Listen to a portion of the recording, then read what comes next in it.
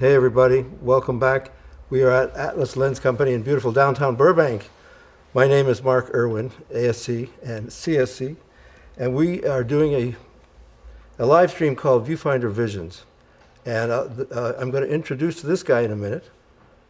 The premise is that a cinematographer, that would be me, talks to another cinematographer, and we talk about, you guessed it, cinematography.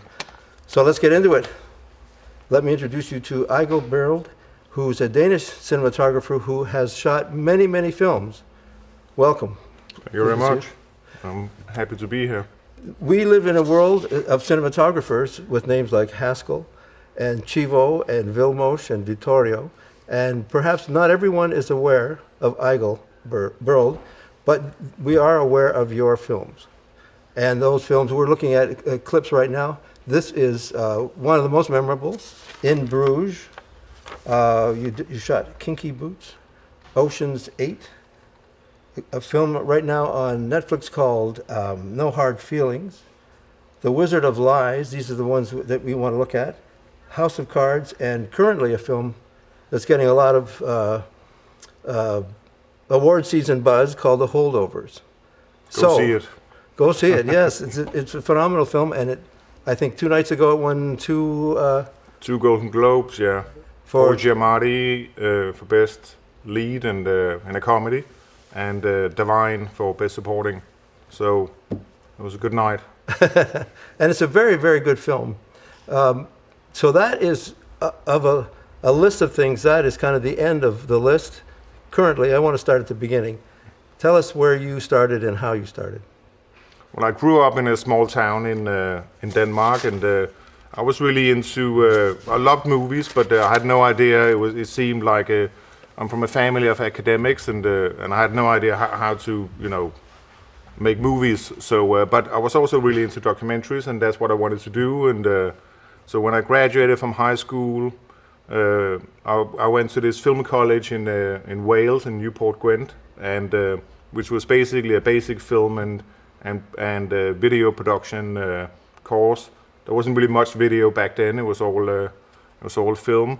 And the college also had a documentary photography course run by David Hearn, a Magnum photographer. So, and I was friends with a lot of those people, and we sort of we could share classes or whatever. So for a long time, my intention was to do documentaries basically and travel the world. But then I moved to Cardiff, and I was close to really great art house cinema, Chapter Cinema, and they showed a lot of Cronenberg and Kieslowski movies and Cronenberg, that's familiar. Cronenberg. Yeah, no, I was you're familiar with you know him well. I mean, yeah.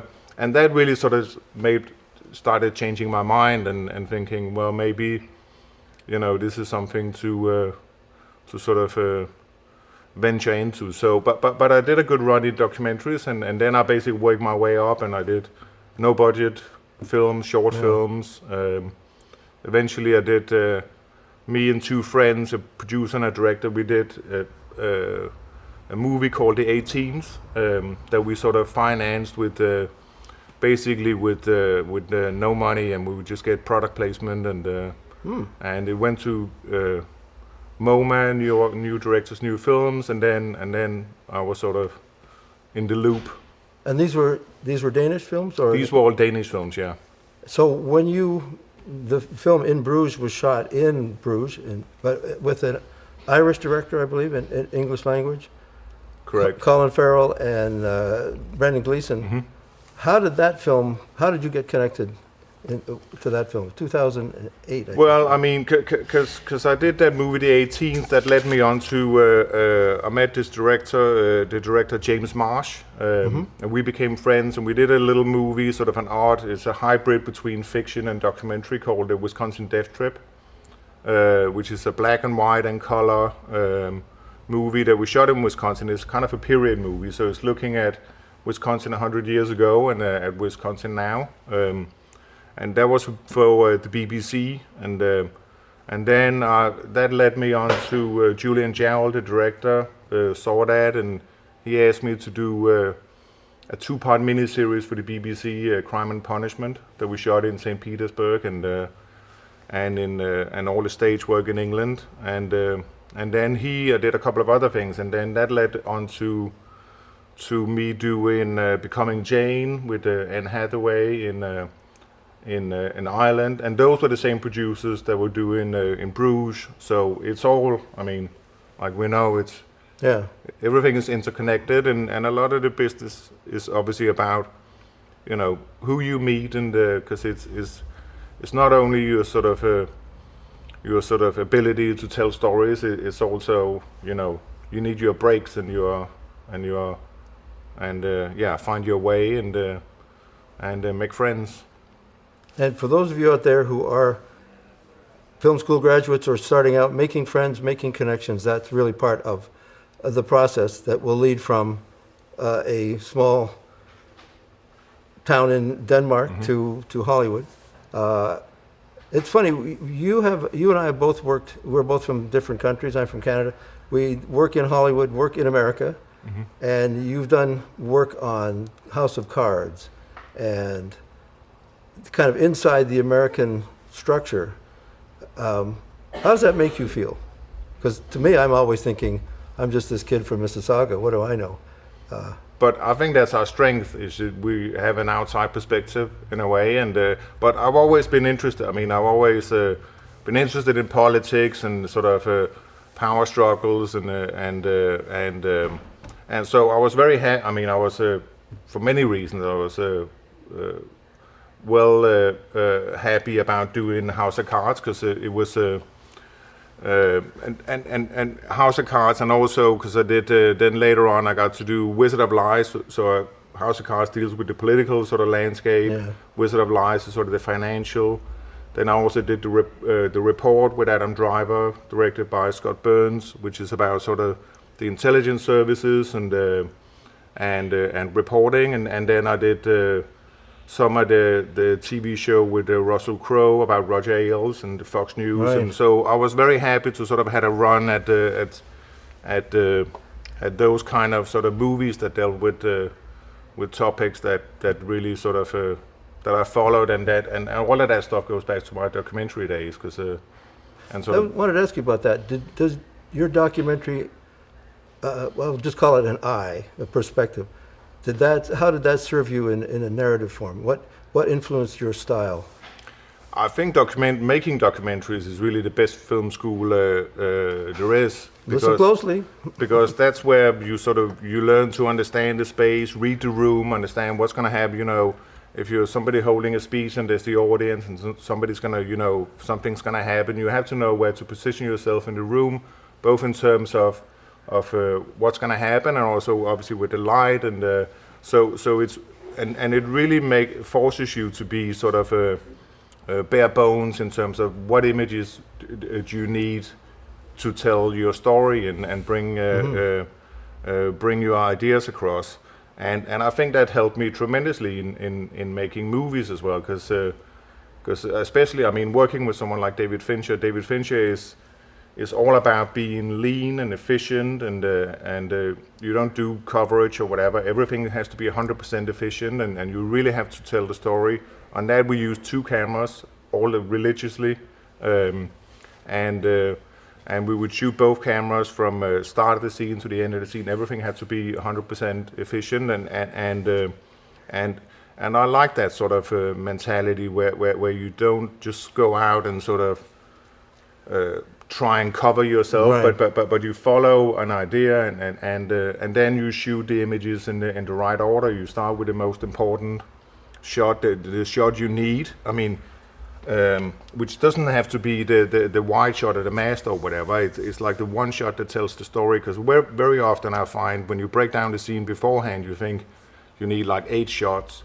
Right. But if you do the most important shot, then the whole scene is going to shape a little bit around that, because the actors is going to sort of fold into that, to where that camera is. And then I think as you work your way through it, very often you find out after you done 4 setups, maybe it's like, okay, we have the scene now. All the rest, you know, maybe we don't need the wide shot, maybe we don't need that insert, maybe we don't. So I really, I've always sort of taken pride in being fast and deliver the story also for the actors, because keeping it sort of tied together, I think, is important, and not breaking things up. I mean, and especially nowadays, it's possible. Like back in the day with slow films and slow lenses or whatever, you know, it took a lot of time to turn around. Well, let me ask you that about film. For example, you shot in Bruges, obviously on film, and digital wasn't a thing then. I'm just looking at my notes. And Eric Cam was Zeiss Master Primes, and Ingenue. What film stock did you use? How much ASA did you have to work with? I mean, when I shot films, because I shot all film up until I did a movie with David Chase called Not Fade Away, which was a period movie, but we went for digital, and that was my first time. But usually shooting film, I would usually pick one film stock and pretty much shoot all of it. And I think in Bruges, it was probably, I don't think it was called 5219 back then, but it was the 500 ASA stock. And now you and I haven't spoken before. This is exactly my philosophy. I would have AC saying, "You sure you don't want?" And they'd have 4 stocks and use this and change this and that mag short end. We don't have enough. And I said, I don't want to do that. I want one film stock. You can shoot outside, inside. So I'm glad you said that. I feel vindicated somehow. I mean, I think it's that simplicity, but it's just, and I mean, like I did Becoming Jane, I shot it all in a daylight stock even. Yeah. Though a lot of it is candle lit, but obviously that really sort of makes that contrast of color, and you really distinguish. But it's a philosophy I sort of carry through onto digital as well, because I usually make one lot for digital. You know, I think of a lot of a custom sort of film stock in a way, and I usually base it on I build it from the sort of characteristics of a whatever film stock is sort of makes sense, and then I tweak it, and then I pretty much stick with that a lot. I know some people work with like I know. Custom everything, custom everything, and that's, I mean, that was my reservation about digital in the beginning, was there was too many options, and I would just get lost in it. I would just be like, but now I shoot it. To me, it's just I put the lot in, and then there's a button that the AC press, you know, the stop and start, and that's kind of it. I don't do a lot in the DIT 10 either. I like to operate, but I like to sort of, I like to change. I think you should do the changes in front of the camera, and not in the sort of digital realm. So when you mention operating, the European system versus the North American system, it's also in the UK, where you have an operator. How did that work, changing from one to the other, or does it work? I mean, it was difficult for me in the beginning because I operated everything. The first movie I did where I didn't operate was a British movie called To Kill a King, and it was I had a really hard time sort of, you know, not being by the camera, because I think if you're at the camera, you have a relationship with the actors, but also you're in the perfect, you know, if something changes, you can just look up and see, oh, the flag has sagged and something changed. You sort of, and you can sort of operate from there. I thought it was really difficult to be on the outside looking in. I've gotten better at it, but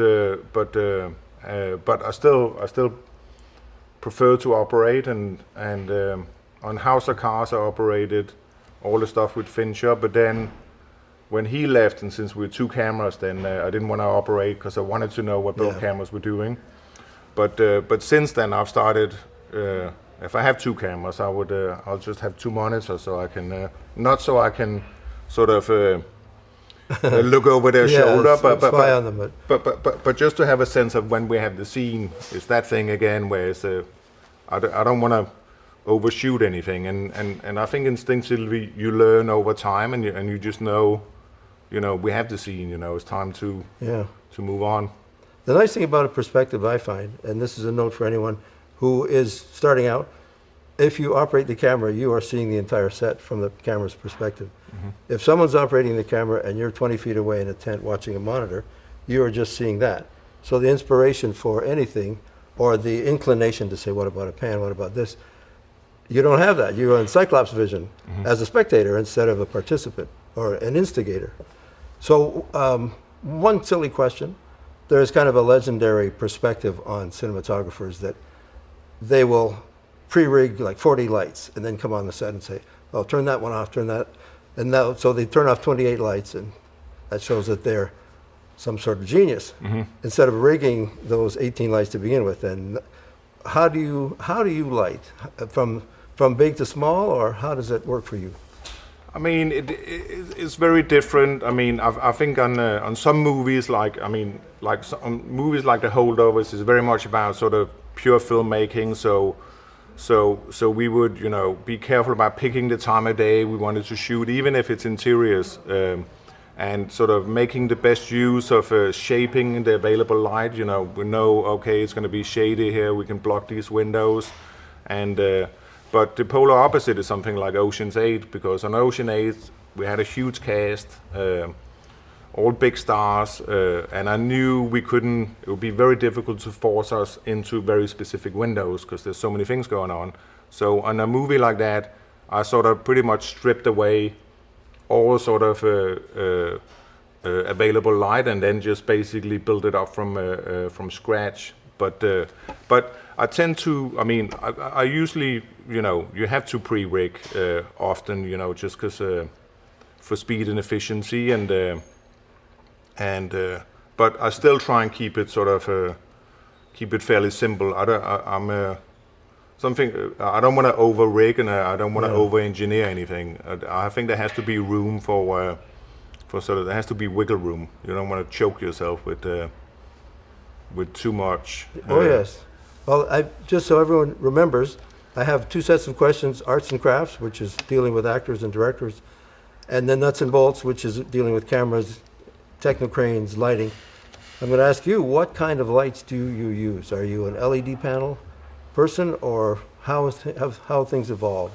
I mean, obviously, I came out of tungsten, and HMI was really sort of all we had when I started out, and for a long time, and I was never a huge fan of HMI, to be honest. I thought it was very difficult to get a good quality on it. I know it can be done, but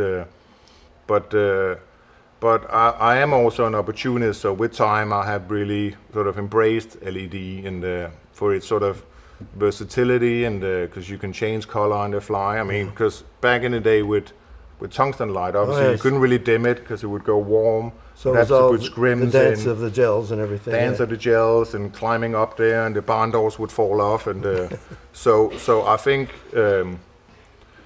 it's something that could be done, but you have to be sort of. Here's some notes. We're just looking at pieces from the Holdovers. Now this was shot modern day, and it's a period thing. Did you use modern lights or period lights? Well, I mean, it's interesting with this because in the beginning because we wanted to make this movie not sort of pretending, oh, this is the 70s. We actually wanted to make it so it looked like it was made in 1970. Yeah. So initially I thought, okay, I'll recreate all the circumstances. So I started looking for arc lights.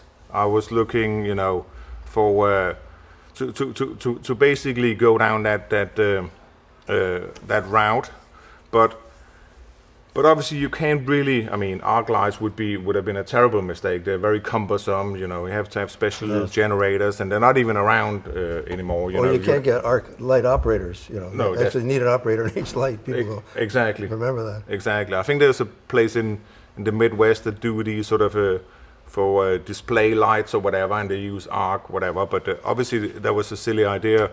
But then, because the idea was that we are a low-budget movie shot in 1970, and I started thinking about the movies of the era that I really loved and that sort of shaped me. And obviously in the 70s there was a lot of, people broke away from the studios. They did movies, in the streets, and 16 mil handheld or whatever. Yeah. And I started thinking, well, maybe that's, rather than sort of making this sort of a technological sort of exercise or whatever, or I want to sort of capture that spirit of the time.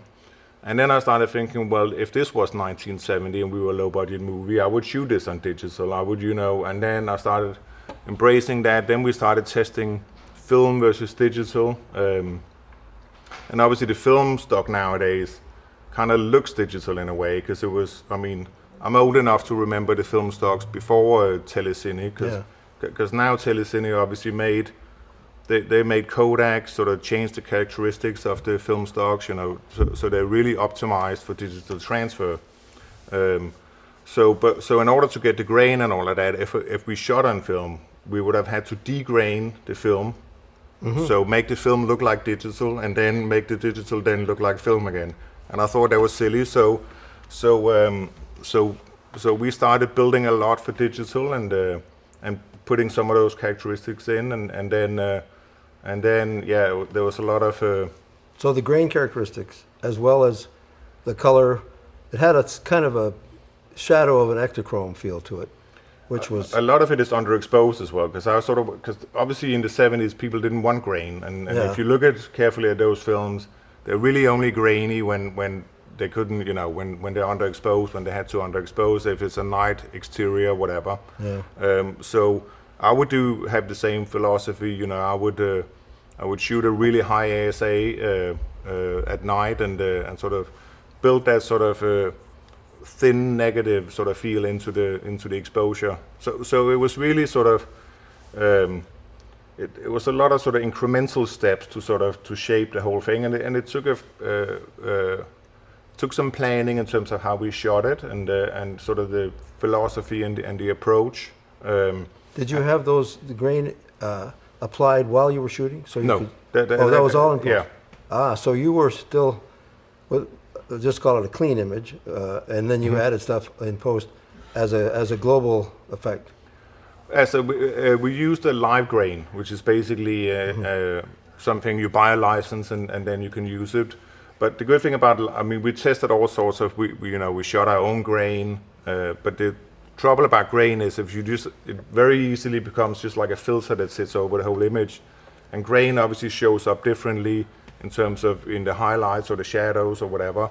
And with live grain, you can apply it very sort of deliberate. And so we didn't do it, so for certain scenes we did more of it, for other scenes we did less of it. Right. And it's a really it takes a long time to do it, because when you see an image first and you see the grain, but gradually your brain starts dialing it out. So you can very easily end up in a situation, which we did, where you dial up the grain, you dial it up, then you come back the next day and you're horrified. You think, oh, what have we done? And you have to sort of start over again. And but we did that. We did halation, we did chemical stains, we did lots of different. And when you see the film, you won't see any of this. Your No. brain will see it. You'll feel that this looks different. It isn't slick.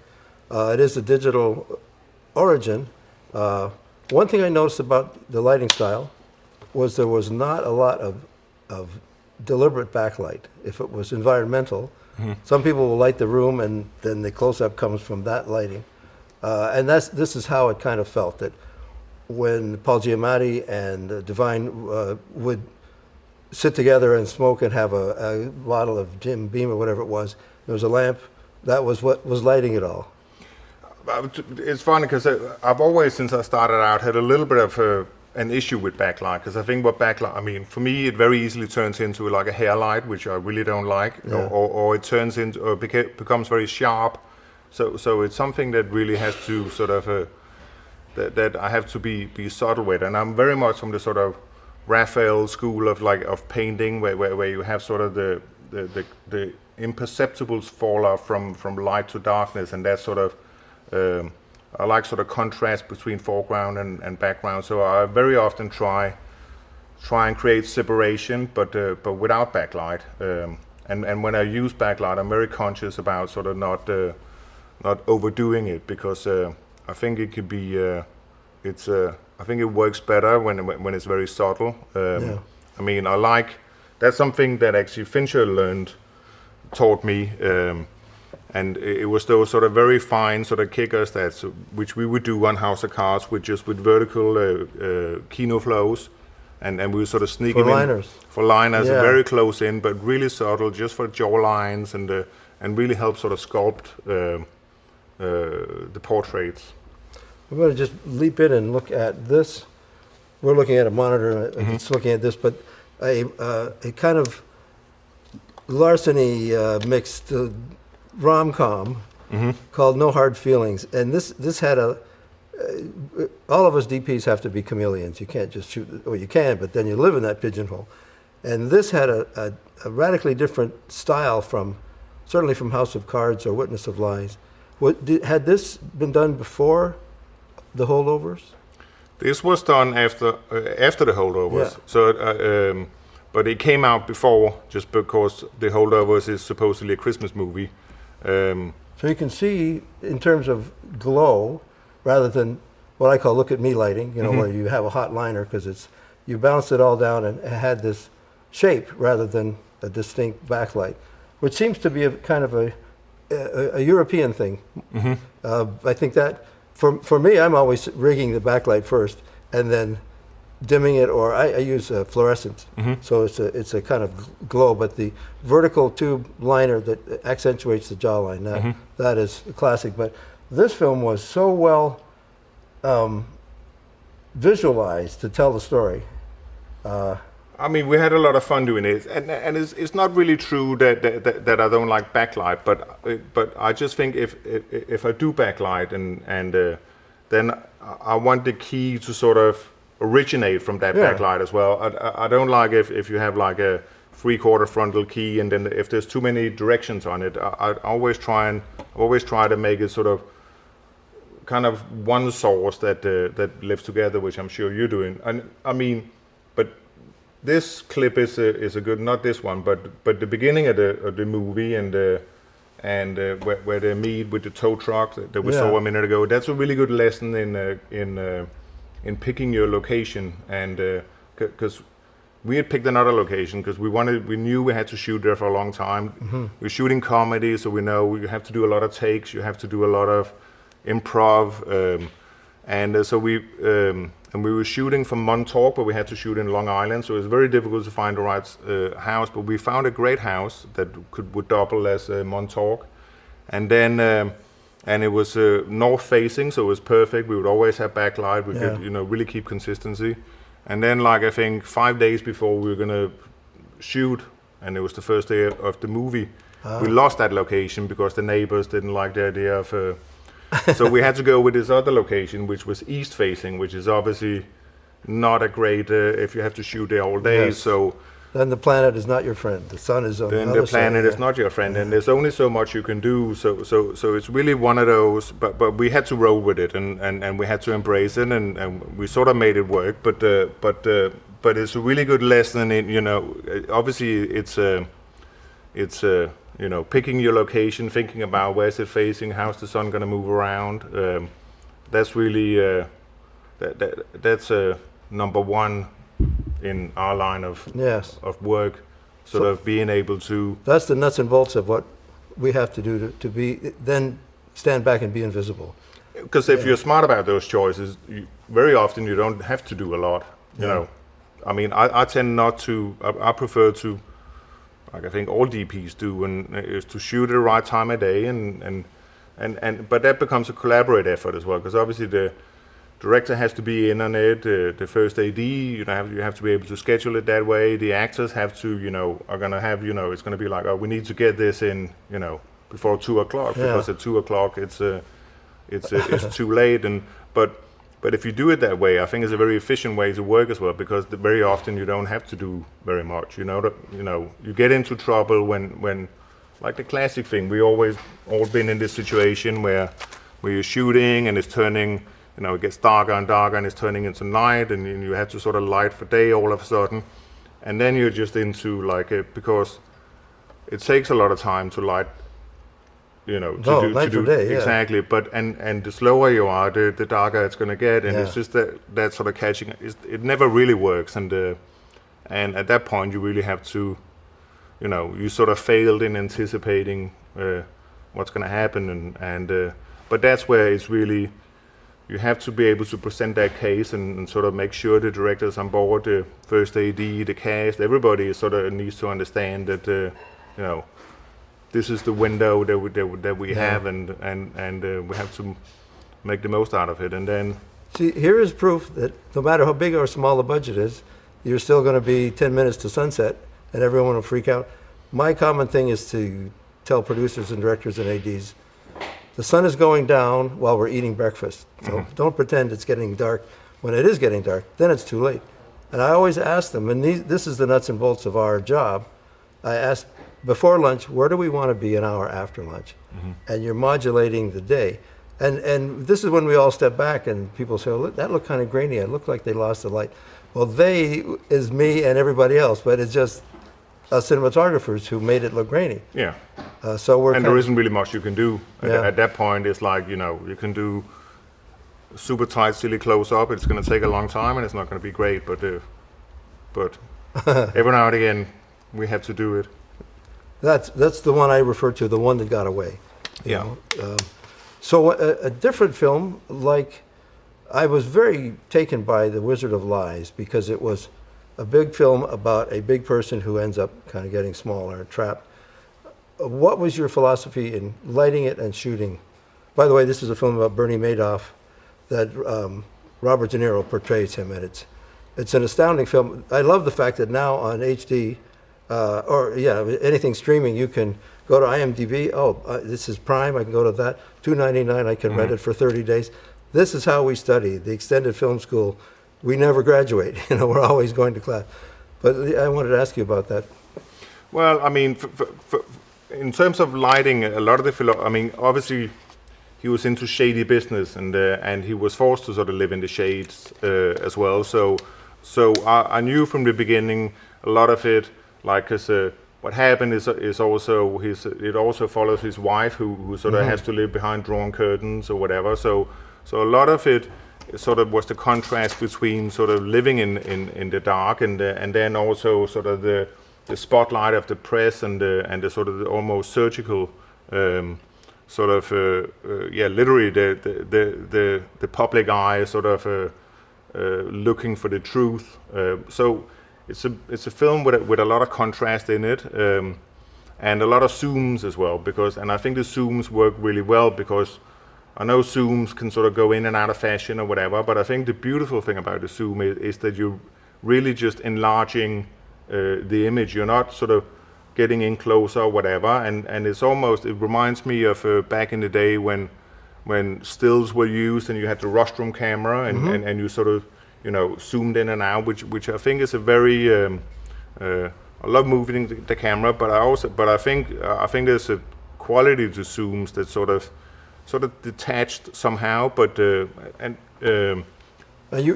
still sort of investigative. Were these combined with dolly moves? Because I saw the film, I watched it twice, and I don't remember any overt zoom, so it must have been very subtle. It was typically very, very slow zooms. Yeah. Barry is, I love working with Barry. He's so sort of, he's so clever with his energy and he's so sort of restless and focused at the same time. So with Barry, you typically shoot two cameras. You're usually on a zoom, and you never do the same setup twice. Or if you do a tracking shot, you never do the same tracking shot twice. So a different frame size. Well, yeah, he wants options rather than sort of the perfect tracking shot or whatever. And when we did Wizard of Lies, we'd worked on You Don't Know Jack with Al Pacino as well about Kevorkian. Yeah. So I sort of knew his style. So the second time around, I started sort of pre-laying tracks, so I could at least, so I didn't just have to sort of change frame size, but I could also change camera positions. But working with Barry is also, he doesn't like to rehearse really. You rarely block the scene. So you sort of have to anticipate a little bit what's going to happen. He likes to just unleash the actors onto the set. But working with Barry made me realize that obviously you can sort of then start, where you put the camera is important to how the actor is going to, behave in the room. And so you can start sort of designing and anticipating what's going to happen. You can move the furniture around, and then you sort of get to a point where you almost don't need a rehearsal, because when they come into the room, it's natural to walk this way, and you come around this way, and they know there's a camera over there, so they're gonna want to go in that direction. Right. But we shot like a big ballroom scene with where De Niro comes in, and we just set up like 3 cameras, and then we sort of unleashed it. We hadn't rehearsed it or anything like that, and that was the one where he's on the phone and he kind of sneaks away to take these calls. Exactly. Yeah. Exactly. And then there was a giant kind of beach party tent scene that was very grand, but it was all, the scale of it was all people related. And a lot of films that I've seen lately are 2 shots and over shoulders, and this managed to have those as well as the scope. I think the problem is a lot of directors used to watch things on a 3 or 7 inch monitor, and they would say, well, the wide shot doesn't work. Well, people aren't watching it at home on a 3 inch monitor, so that you were able to find the scope. I think that was in collaboration with Barry as well, because I think with the things him and I have done, we've been good at sort of integrating the wide shots into this, so it doesn't become like you don't step out of the scene and look at it from the outside, but you sort of get the scope in whilst being in and amongst the scene. I mean, one of the things that I really love about the movies from the 70s and all those DPs back in the day, like Michael Chapman, and they're always talking about the point of view, you know, where we're seeing the scene from, you know, where do we put are we inside the scene, are we observing it from the outside? Very, very strong. A lot of contrast. Yeah. Now, what was this shot with? What camera and lens? This was shot on film. Oh, okay. Because it must have been, and it would have been. I had a long run where I would only shoot master primes because I was out of the philosophy that I just wanted the best possible glass. Yeah. And then whatever, if I wanted it soft, I would have to do it, you know, in my lighting or whatever. So no, it wouldn't be master primes because it was zooms. So it would have been Optimo, Ingenieur Optimo with 12 to 1s, and then for whenever we did handheld or whatever, it would have been master primes. I mean, those were the lenses I used for many years on everything. Even period movies, I would shoot master prime anamorphics as well. But I've eased up a little bit. And this one is? This is Ocean's 8. Which is a really stylized caper film. There was a scene in the Met Gala kind of outdoor dining thing. How did you light that? Was that really outside, or? I mean, we shoot inside. This is actually shot in Los Angeles. The whole sort of steps going up to the Met. It's very hard to shoot at the Met because they don't close for anybody except for the Met Gala. So, so we couldn't shut it down. So we had to shoot at night. We had to bring all our equipment in every day and take it all back out again. All the set dressing, everything. Yeah. So it was a big sort of logistical undertaking. We could rig a little bit of lights inside, but obviously every time we put a light up, somebody had to measure how tall it was and then the radius to make sure that if it fell over, it couldn't hit anything, because obviously we were shooting around, you know, in the real. Oh, this was you were blended in with real A-lister things. Exactly. Inside the Met, which was a mad undertaking, but the inside staircase is. That was in L.A. No. The tent outside is L.A. but the staircase is inside with the carpet. That's the real Met, and then all of this, most of the rest of the stuff is really shot at the Met, which is we actually started building the whole set, and at a great, but then there was lots of complications with that, and then they figured out, oh, let's go and shoot at the Met instead, which was making simple things complicated. Exactly. But it worked out so, and it was just, I mean, I remember. I have some of my best memories of making films. I remember we were shooting there. We had lunch in the middle of the night, and I could sleep underneath the Egyptian, the temple attendant, and I mean, have a 20-minute nap. So and also walking around in the Met at night, and you know, obviously we were very restricted in terms of where we could walk or whatever. But the feeling of having all that sort of beautiful art to yourself was pretty amazing. And I mean, the Met made it work. I mean, they embraced it. So when I don't know what our time is, it's pretty good. I'm going to ask you about in Bruges, because that's almost an art gallery, the whole city unto itself. And in terms of the scope of it all, it started, you had kind of a handheld feel walking in there in the boat. Could you kind of track us through your progression in terms of lighting and shooting? I mean, it was really important for me and Martin to sort of really feel like we were with these guys, that we actually, you know, we're going to Bruges with these two crazy people. They're just Irish. They're not crazy. No, but, Well, you know. but they have a little bit of blood on their hand, and and there's a lot of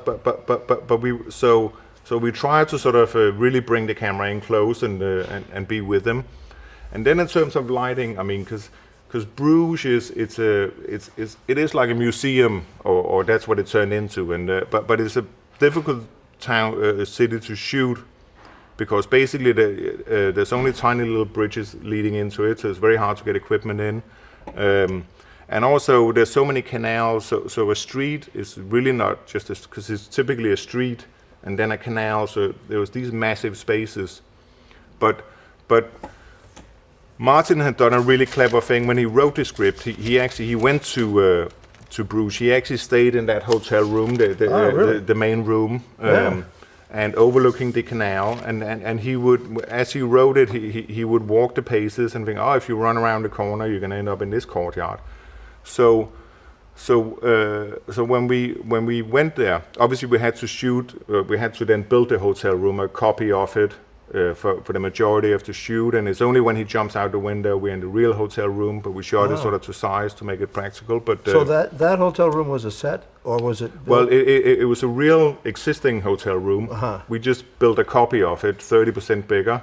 That's what I meant. Yeah, exactly. But the real windows. And then we had green screen outside, and we did plates, and then we had to obviously when he jumps out the window, we had to shoot at a real location, But that whole approach, it's sort of, we all done movie.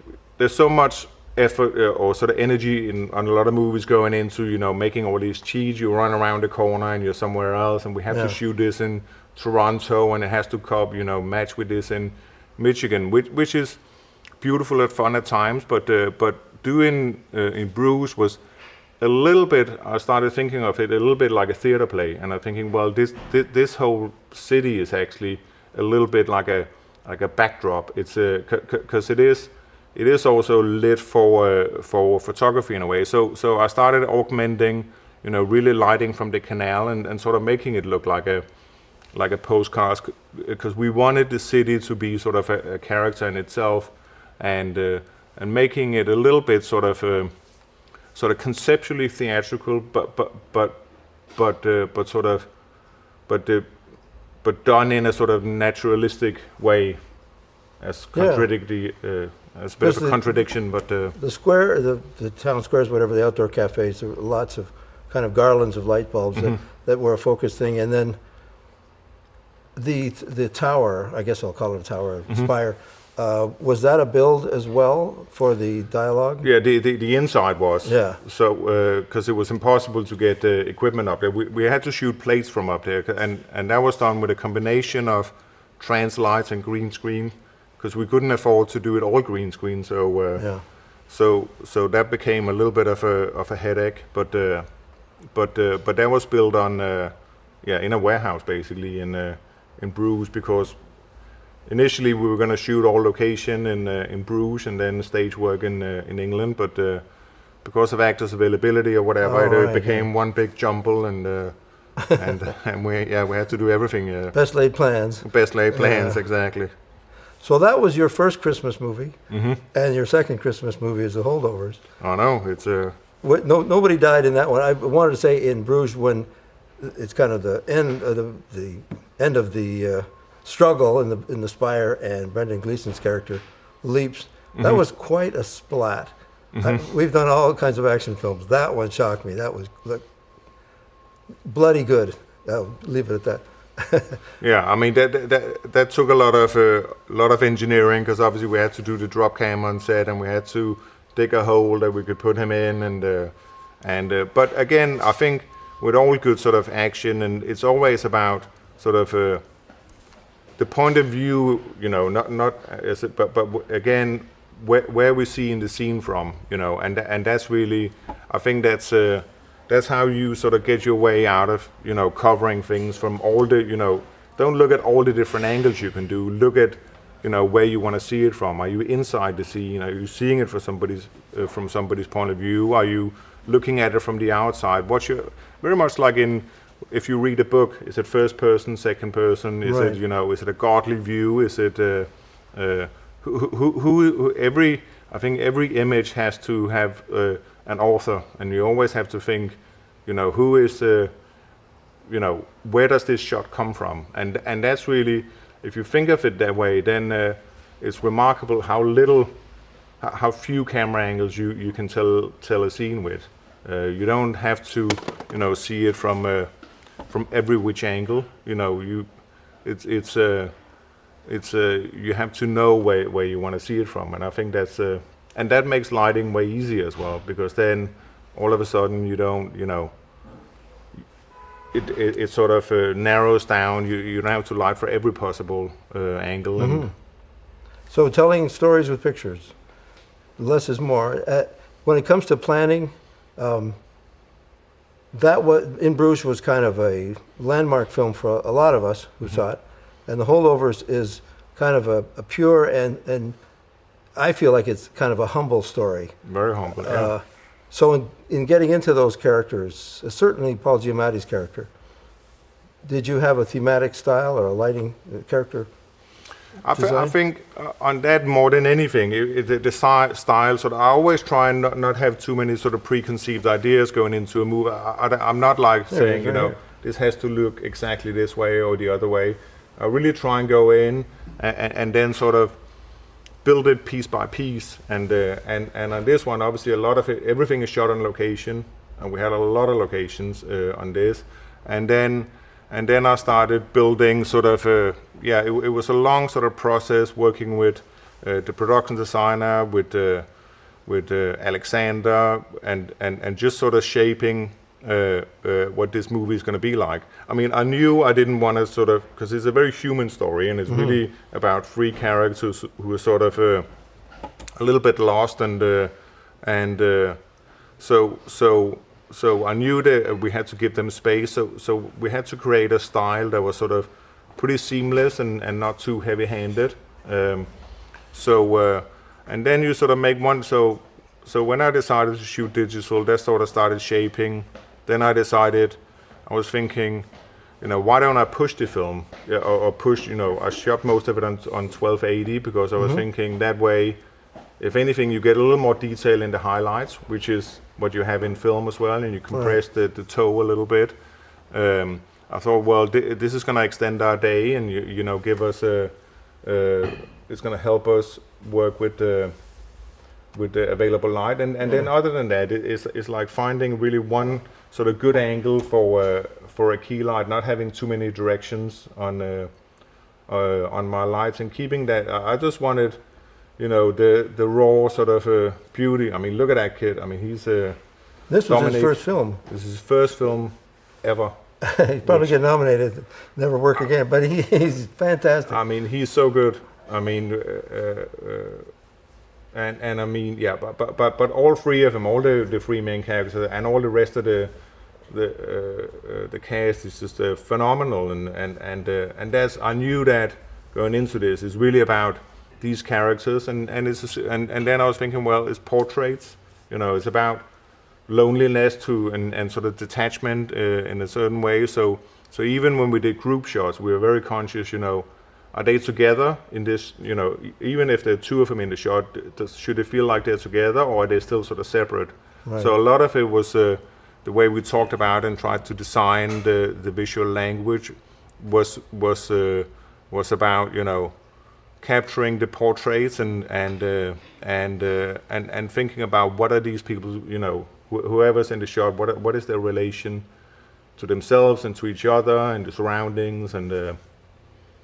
This is the arts and crafts of cinematography, and the nuts and bolts is. So the nuts and bolts of this. What camera and what lenses? I know you may have. That was the Panavision H series, because one of the reasons was because it has a 55mm lens, which is just beautiful. I mean, they're vintage lenses, but they're not overly sort of vintage. They don't they're not crappy on the edges or whatever. Not like Old Cooks or... Not like Old Cooks. I mean, they're not too soft. You feel like you're there. I mean, I've tried Baltars so many times because I really like the idea of them, but I can never. They're a bit too sort of. It's a little bit like looking through. Looking through history. Yeah, exactly. And I think, and that was one of the balance with the Holdovers was not to make it sort of overly nostalgic or make it feel sort of, oh, this is just a bunch of stuff that already happened. I wanted it to be sort of, look of the period, but feeling sort of imminent at the same time. And then it was shot on Arri Alexa, just Arri Alexa Mini, super simple. We tested film stock and we tested all 16 mil, 35 mil, whatever. But without sort of the means, we're very limited. We had a tiny budget as well, and it wasn't really about sort of all of that. So had we shot film, I would have had to degrain the film, make it look like digital, and then turn that digital image into looking like film again. And then I thought, well, maybe I'll just skip that first step and just shoot it digital, and then I started testing and figuring out how can I actually get that feeling of a lot of the movies we like. One movie in particular I really loved and was a reference is The Last Detail by Hal Ashby. It was Michael Chapman's first movie, exactly, as a DP. And he played the cab driver in it. Oh, really? Yes. Oh, he's the one who takes him to the. Yes. He says, "You's a swabby? I thought you was a swabby." Oh, I remember that because I was in film school and they shot that in Toronto, and so I was using Baltars back in the early '70s, and I'm going to stir the pot a little here because we have about a 5-minute warning, and I want to ask you this feature we have called Film Not to Miss, FNTM. So I have one on my list. You have a meeting. You're going to leave us soon. What is your secret film?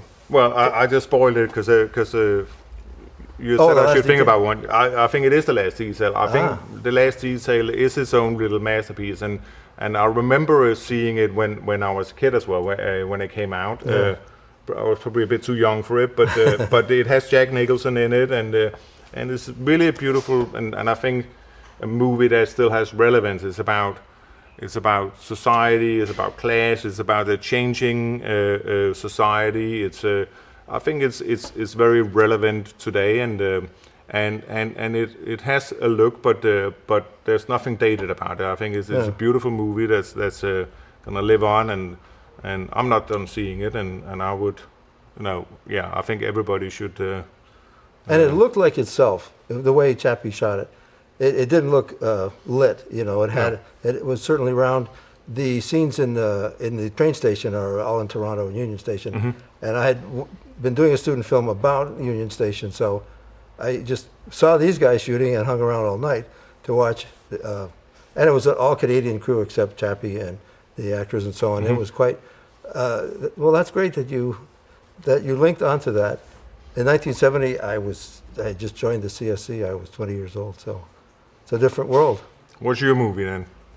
Oh, the film that I'm going to recommend to not miss is a film called, I'm going to dig out the actual details here, called A Face in the Crowd. And if you're following politics at all, this is the same story told in a narrative style. It's about a TV star, 1957, who is a country boy who realizes I can use my power as a celebrity to influence not just politicians, but politics itself.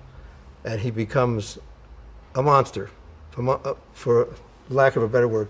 Andy Griffith, Patricia O'Neill, Lee Remick, and Walter Matthau. Was directed by Elia Kazan and was shot by 2 DPs, Harry Stradling and Gain Rusher. And Gain Rusher was one of my heroes, a New York DP. So this is the advantage of streaming. You can find this on Criterion, or if you just Google it, it'll tell you go to Prime or go to Mubi or something and watch it. We never stop going to film school. And on that note, Eigil, thank you for helping us through film school. Nice. I know this lucky man has a meeting in Brentwood, so that means the film business is back and cranking. It's all good news. Thank you so much. It And was an thank you honor for and the a pleasure. holdovers. And a great conversation, and we'll keep talking. Oh, yes. And everyone out there, go and see The Holdovers. It's a film that is unique certainly in the 21st century, and it's watch for it at Oscar time. There you go. Thanks very much. We'll Thank see you you. next time. Faith.